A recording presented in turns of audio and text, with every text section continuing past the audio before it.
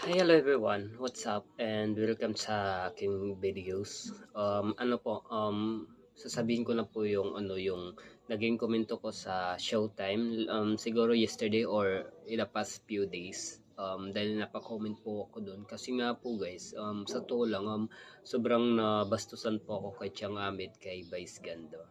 I know naman guys na fan ako nila and siguro na disappoint lang talaga ako sa naging asal nila kay Darrell. We both know naman talaga guys na in the first place is kasalanan talaga ng guy.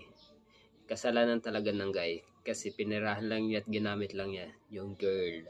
But doesn't mean guys na babastusin natin siya in a front of people.